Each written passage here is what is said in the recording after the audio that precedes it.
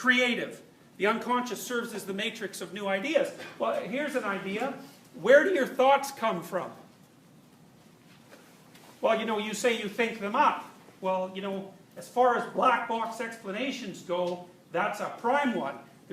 What do you mean you think them up? Jung pointed out that that's not even accurate. It's more like they appear in your experience, more or less unbidden. It's a funny thing because you can concentrate, and that seems to facilitate the process of the generation of new ideas, at least sometimes, but most of the time it just seems like you're standing in a room by yourself in the dark and a thought comes. And where does it come from? Well, the psychoanalytic explanation for that, which is more of a description, is, well, it comes from the unconscious. That is the unconscious that's producing those. Mythopoetic. The unconscious constructs narratives and fantasies that appear mythic or religious in nature. So, what that means, at least in part, is that some of the dissociated fragments of personality, say, that inhabit you and guide your actions are so ancient, partly because of their biological basis and because of the ancient historical overlay on top of that, that they take the form of great myths and stories that look like they're common to everyone in one form or another. So a good example of that might be the degree to which you are possessed by rivalry with your sibling, which is one of the oldest stories that the individual members of mankind tell to one another, because it's such a common experience, and because the manner in which that experience is going to manifest itself has been shaped by cultural representations. Freud was also very much convinced that the mind was a composite of contradictory drives. This is a very interesting proposition, and I think one that's true. I think you can see it most particularly if you consider the behavior of 2-year-olds, and as I've already discussed with you, if you watch a 2-year-old, they rapidly cycle from one intensely motivated state to another. And I think a reasonable way of conceptualizing that is that much of the underlying biology of the 2-year-old is already in place in terms of his or her fundamental motivations. A 2-year-old can be hungry, and a 2-year-old can be hot or cold or uncomfortable in a variety of different ways, or feel pain, or feel anxiety, or feel joy, or feel exhilaration, or curiosity, or surprise. All that circuitry is there, but it's not integrated at a higher level into a functioning personality, because in part what the functioning personality is a collective agreement among all those fundamental drives as to which is going to take priority when and under what conditions, and the integration of that with the entire broader cultural milieu. So, for example, by the time your 2-year-old is 4, you would expect them to be able to self-regulate, which means when they step into a particular circumstance, they should be able to determine which of their motivational states is going to be allowed to manifest itself.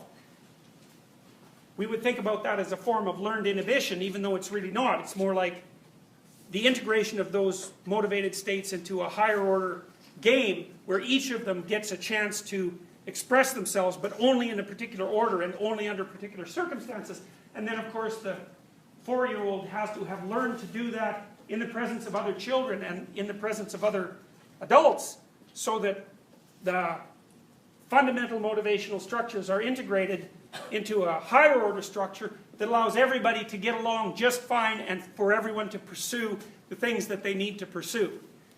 And so, part of the reason you might think that you have a cortex is so that you can take the more fundamental elements of your drives, which you could think of as part of the Freudian id, which means it. It's the thing that in you isn't you. It's the things that you're subject to from within. The reason that you have a cortex in many ways is so that you can figure out how to integrate those complex states of being that keep you alive in some fundamental sense into a society that's characterized by hundreds or thousands of other creatures trying to do the same thing at the same time. And so you can imagine that that requires particular adaptation to the particulars of the society and the more general functions of the deep id. So the unconscious is partly the id, which is this collection of drives. Freud concentrated mostly on the sexual drives and the aggressive drives, because those are, or instincts, the sexual instincts and the aggressive instincts, it's a better term than drive. Because those are the most difficult to integrate into the surrounding social milieu. Because sex, for example, is a pretty selfish act. It isn't an altruistic act in any sense. And in some sense, it's also a zero-sum game. You're in competition with everyone else for your success at that particular game. You can say the same thing about aggression, especially if you think about it in relationship to dominance hierarchy striving, because there are very few positions in any given dominance hierarchy that are at the top. And so in some ways, the competition is zero-sum, and it's every person against every other person. But while that's happening, you have to keep the dominance hierarchy itself in place, right? Because there's no sense in destroying the structure that you're trying to climb. And so Freud points out constantly that this is a very, very difficult process of integration. He also points out that in some sense, the way that people solve that problem is not by integrating. What they do instead is repress. Now, repression has two elements. One might be, and this is maybe more what's dealt with by cognitive behavioral psychologists, one form of repression is you just don't develop the capacity.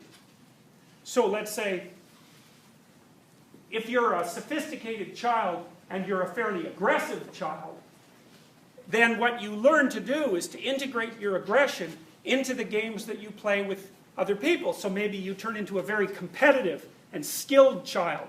And that doesn't mean precisely that you've inhibited your aggression. It means that you've developed it into an unbelievably sophisticated set of skills so that you can manifest it within the games that people play without blowing the games apart.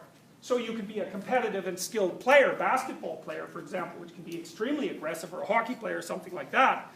But everyone still wants to play with you.